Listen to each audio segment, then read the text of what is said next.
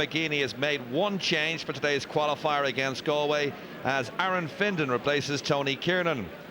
Quaylen Rafferty switches to half forward, which means that Kieran drops to the bench. Captain Kieran McKeever is not fit enough to be named in the starting lineup despite his return to training, having missed the win over Wicklow. Galway have made 3 changes from the Connacht semi-final defeat to Mayo as Brian O'Donoghue is named in goal, replacing Manus Brannock. In defence, Gareth Bradshaw starts in place of Patrick Sweeney as Peadar Óg Ní Ghríofa comes into the attack at corner forward instead of Danny Cummins.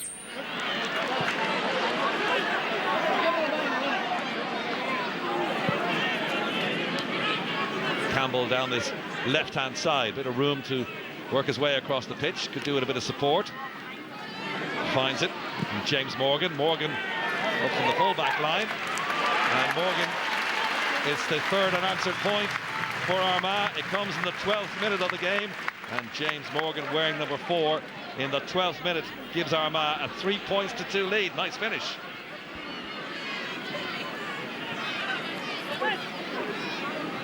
Here's Liam Silk. And Silk overhit that pass.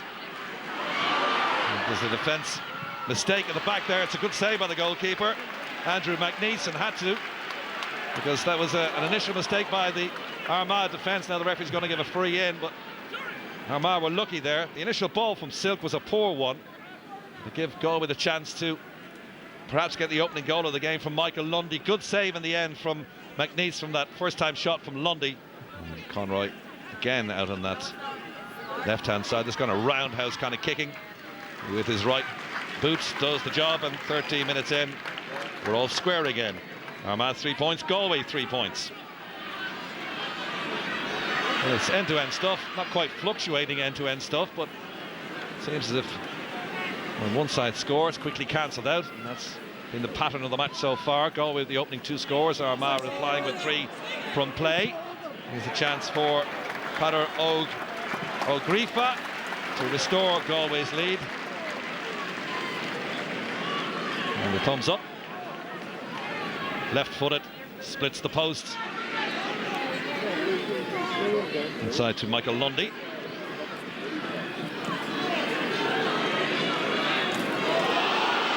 To Sean Denver. It looked like a bit of a throw ball, and the Armagh supporters trying to let the referee know that. Here's Gareth Bradshaw. Bradshaw into Comer, the full forward. Big man ranging forward, Comer. And off balance. He puts that over the bar. Nice finish by Comer indeed. He was falling to the ground when he hit that ball. Little nudge from Quaylen Rafferty, but it didn't put off the big Ahadown man.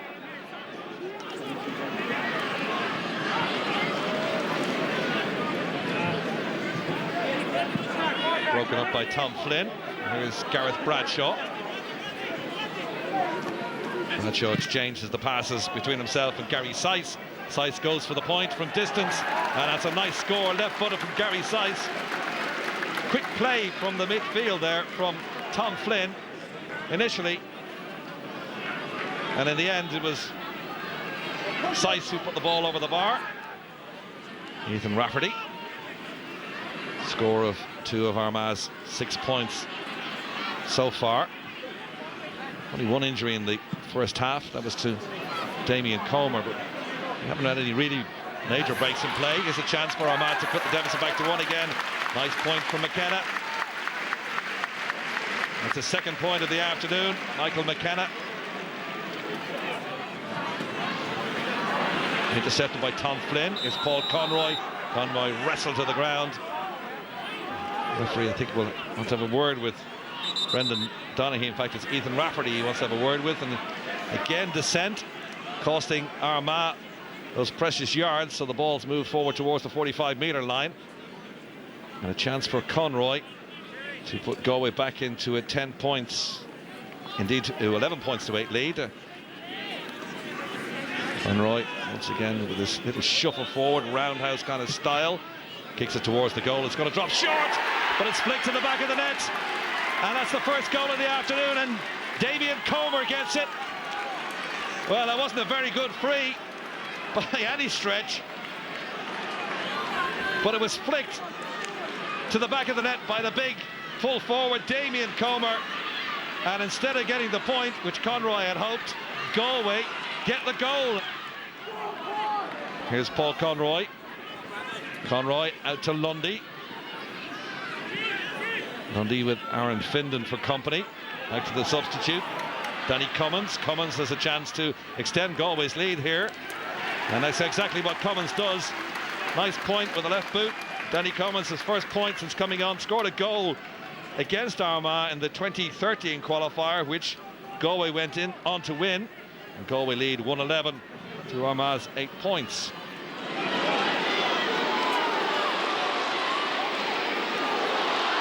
Chance perhaps of a goal here for Armagh, but it's popped over the bar eventually. There's good build-up play, and it's the substitute Mark Shields, who's just come on moments ago for Sean Connell, who gets their second point. The goal opened up for a moment there for Mark Shields, but couldn't keep a shot down. Waylon Rafferty, ball into the corner. Chance perhaps for Jamie Clark. Clark goes to ground, plays for a penalty. Referee's not interested. He's keeping up with the play, and the play goes on. Gary O'Donnell for Galway tried manfully to get the ball clear. Johnny Dwan boots in the crowd. No penalty given to Clark. This was the claims for the penalty. Tony Kiernan with a hand pass. Here's Stephen Harold. Chance again for Armagh to put the gap back to 3, and that's what they've done. There's that point from Tony Kiernan, his first since being introduced as a substitute. It's 4 unanswered now for Armagh. And that's it. Referee David Goff calls the end of the contest. Armagh out of the All-Ireland series. Galway, who didn't score, from the 49th minute advance to the next round and into the draw on Monday morning. Go Galway. Galway the winners on a score of Galway 1-12, Armagh 12 points. The goal from Damien Comer, the fisted goal, that was crucial in the long run, wasn't it? It was crucial, you know. I think it was crucial we kept our nose in front. Maybe if that hadn't come, maybe we wouldn't have been maybe as nervous towards the end and maybe pushed on a little bit. So that often happens when something like that happens, that you kind of might give away the next point or two. So look, it was a very, very good goal, but at the same time I think we had enough to get through. You also had a penalty shout when Jamie Clark went down. What's your view on that? Probably the same as everybody else's, I would say. So for you it was a penalty? Well, you probably have a better idea of it than me, like, so what do you think? Well, I suppose it's one worth watching again. Then we'll have to do that. Like, I only see it like everybody else, like, but you know, he was tackled above the shoulder. You sort of probably would fail, but that's just the way it goes. Like, you know, our game is a game of half reels. 1 week it's a free, 1 week it's not, so it's just something you have to learn to live with. Yeah, interesting. You 3 guys were watching that game live. You did not think it was a penalty, am I right? No, I don't think so. Even watching games last couple of weekends, that wouldn't be given as a penalty. The thing about, you know, Kieran McGinney, he's very disappointed there. He's put in a lot of work onto Armagh. There's a lot of pressure, in fact, of him coming back to Armagh, people expecting a lot. Now, if you look at their big performance against Donegal last year in the quarter-finals in Croke Park, a big pitch, the athletic grounds actually doesn't suit their team the way they play. They don't have enough space for the forwards like Jamie Clark and that there. So I would say they've been happier to get a away draw because the pressure was on them, and maybe there's no pressure on Galway going down there. But the one thing you do need, Des, in a team is leaders. And in the past, we've questioned Galway leaders in Galway on the field. The managers only do so much on the field, and that's what good teams have. But today we saw great character. And Armagh taking it back to level 6 points all. Normally in the past, a Galway team travelling up to Ulster would have laid down at that stage. We see it here. Ball into Damien Comer, and he kicked a very good score. Good target man. But this kick from the kick out is one again. And Gary Seiss, again, somebody was about in the club as well, being a leader for the club, kicked that great score. Now this is the goal here from Damien Comer. The goals have won matches. Most of the games we watched today, goals are the thing that just high ball in. And be disappointed in Armagh not getting a midfielder, a big player back there to contest it. That was the one in the match. The free kick, you know, maybe people do expect quality free takers of the quality of Paul Conroy to kick the ball over the bar, but you have to be ready for a ball dropping short, and Armagh weren't ready for it, and Galway, that made the difference. thing. It's a bit of gamesmanship going on, because you'll see the black card, and this is what teams are doing all around the country in injury time. A couple of points up, and like Armagh were trying to get a goal, trying to work something. Here coming down the wing, Gary Sice comes in and then clumsily falls over him and grabs them, and then a few lads come in, and Galway will be all happy with this because they're all in. Let's get in here, slow it down. And all this took about a minute, when it was already, there was 3 minutes of injury time, but it took a full minute for him to get his black card and that, and he just was taking one for the team there. So the next actual passage of play, same thing here. This is Damien Comer.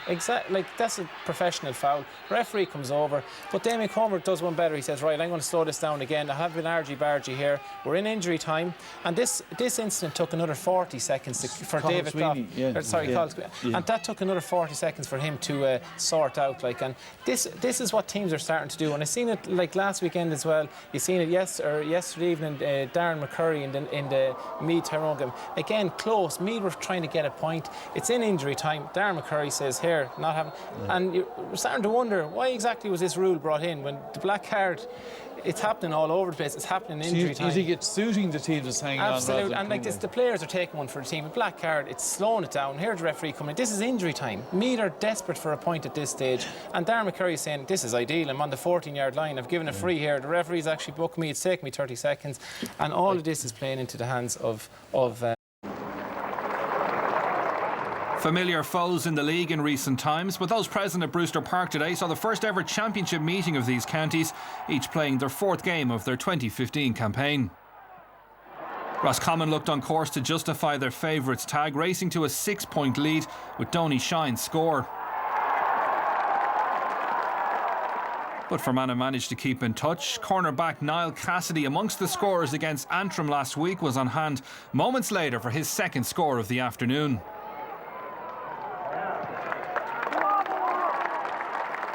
Despite that, the beaten Connacht semi-finalists had a 5-point advantage as the sides headed towards the dressing room. Kevin Hughes on target to make it 9 points to 4 at half-time.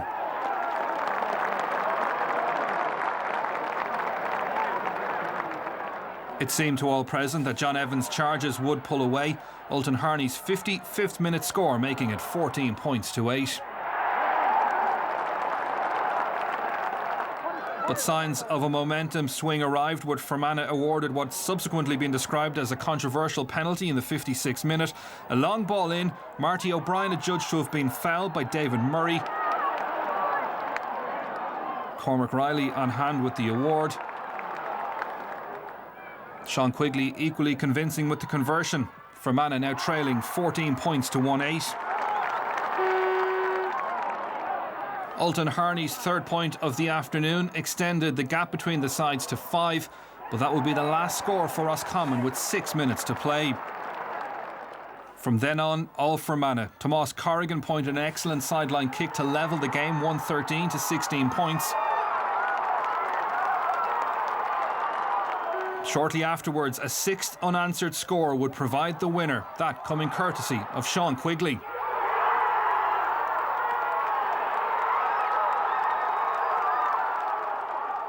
Jubilant scenes at the final whistle for Fermanagh fans. Disappointment once again for Roscommon. Full-time score, 114 to 16 points. We're bitterly disappointed now, but I'm glad of the way they came up and they played. And if it's because of inexperience that we lost this game, I've no problem taking that. But at least we tried and at least we played. Almost 6,000 fans travelled to Mullingar to see if Kildare, fresh from their victory over Offaly, could beat a Longford side with 2 qualifier wins under their belt.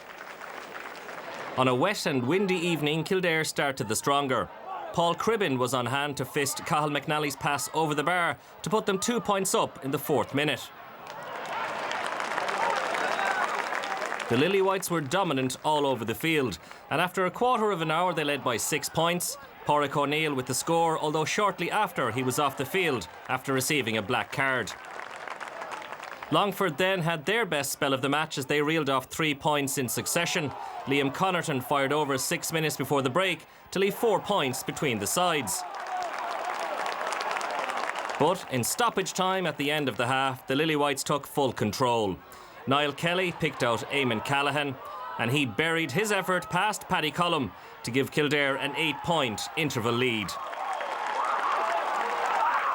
Kildare also scored the first 3 points of the second half, and by the time Rory Connor kicked Longford's first score after the resumption in the 40th minute, the gap had stretched to 10. There was a moment of controversy in the 48th minute when Longford's Diarmuid Masterson saw red for the second week running. Referee Derek O'Mahony produced what he thought was a second yellow, but Masterson was adamant that he hadn't been booked previously. And to rub salt into Longford's wounds, Kildare scored their second goal less than a minute later when Alan Smith rattled the net after good work from Mark Sherry. In truth, Kildare could have scored more goals. Ollie Lyons content with a point here on an evening when 12 different players in white found the target. Longford will be very disappointed with their showing last night, despite the efforts of the likes of Brian Kavanagh, who contributed 7 points. But their season is over as Kildare start to gather a bit of momentum. Final score, Kildare 224, Longford 11 points. Well, I would hope that after winning these two, that'll give us some bit of momentum, that we can't wait for the next day to get momentum. 2 big weeks ahead of us now, training and preparation for the next one. It's a tough one to take. We felt coming into the game that we would have a decent chance of getting a result out of that today, but I suppose Kildare really stepped up their game, and we made some mistakes that cost us dearly during the course of the game. Desi Dolan, you were at that game. Not many could have imagined to be such a margin. Yeah, like Kildare totally dominated in every position. Paul Cribben in midfield was excellent. He kicked in the first half, he got 4 points from play. Niall Kelly dominant, but through